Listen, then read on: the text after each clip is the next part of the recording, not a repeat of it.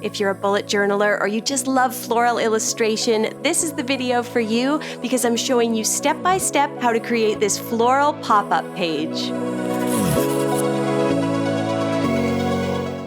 Hello, my friends. What's up? My name is Shada Campbell, and welcome to my journal. This is my 2022 bullet journal. I've got lots of videos about, the yearly setup, and I do a plan with me every month. And within those videos, I do a lot of cutout pages and windows and Dutch doors and pop-ups. And so today's video is outside of the whole plan with me videos that I normally do. I just wanted a video focusing on how to create a really unique pop-up page for your journal so that you can refer to this anytime and come up with your own kind of fun pop-up stuff. Like, here's what we're gonna do today. Basically, I did one for my year at a glance page with protea and hibiscus, and I do some fun cutouts and stuff. So all of this is available in the yearly plan with me video. We do Dutch doors every month, those little half door cover pages.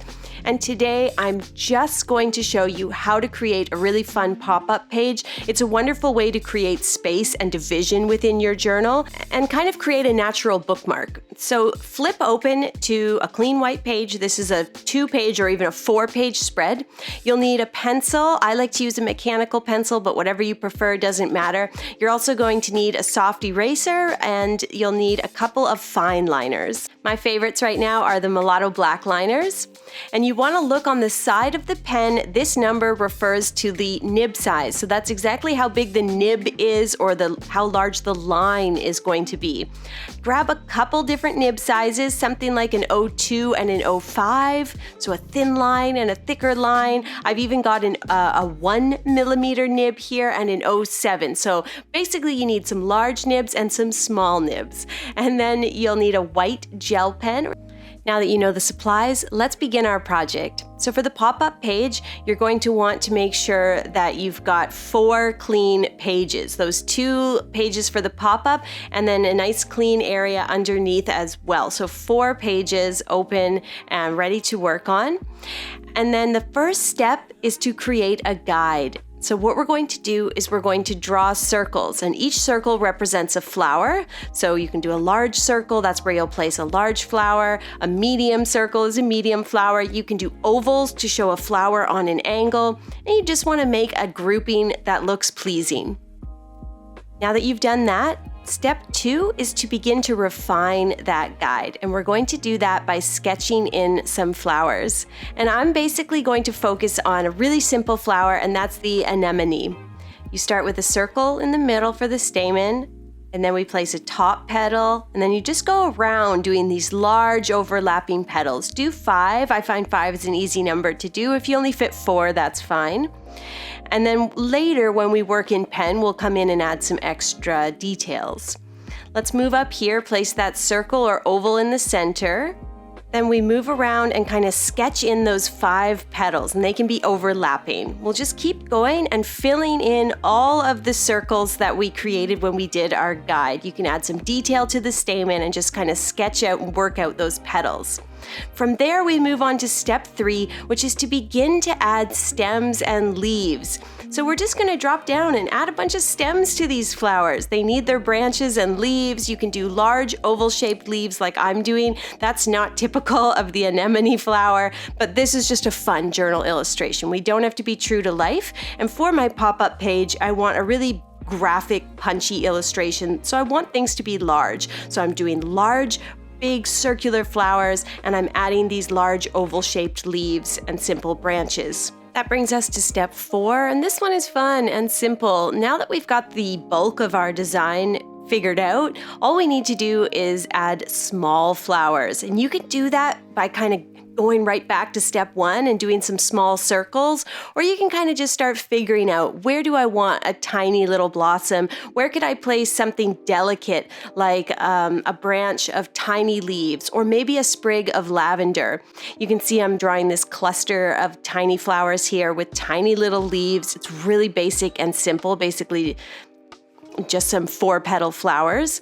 And then I'm moving on to add a little bit of lavender.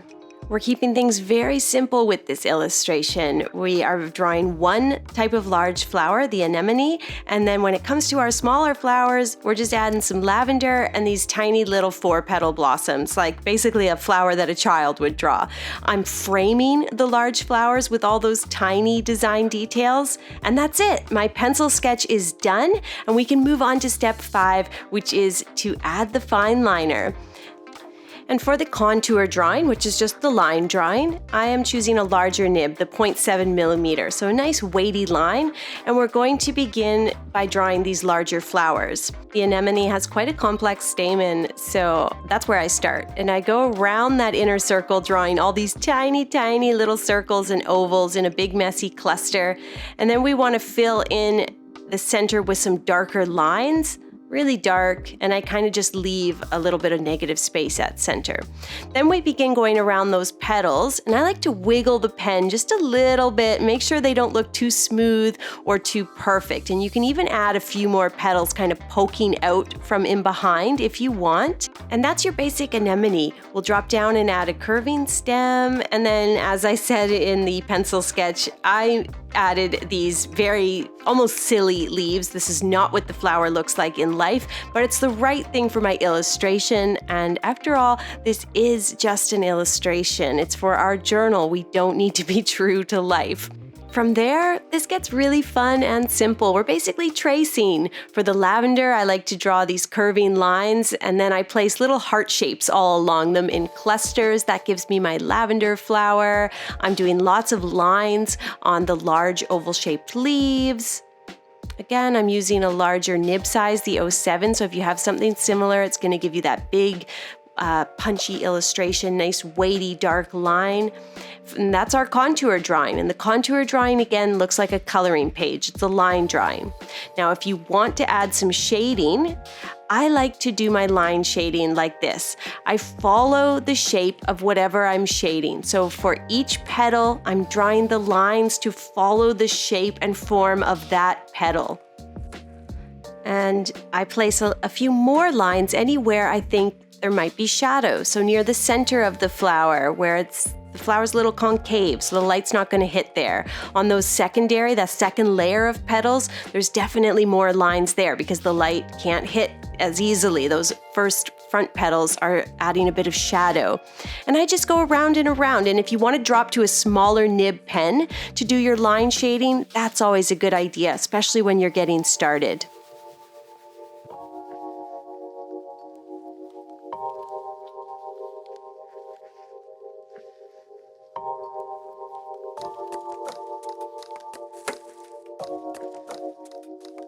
Now that you've seen the line shading close up, let's put a pin in that and continue with our contour drawing. That's the fun part, that's the tracing. We're adding those extra details to the anemones, like the messy, complicated stamen. Not complicated, you get how to do it, but it's just got all those tiny little parts and details. And we're adding some basic lines to the leaves. I wouldn't exactly call that part of the line shading. We're wiggling the pen a little bit to make sure that things are not too smooth, to make sure that everything looks organic and perfectly imperfect, and just like it would in nature. As I trace, especially with these smaller flowers, I might add smaller details like little leaves and stuff. But for the most part, I'm just going to have fun, follow the illustrations that I already laid out in pencil, and just get to tracing and completing my contour drawing.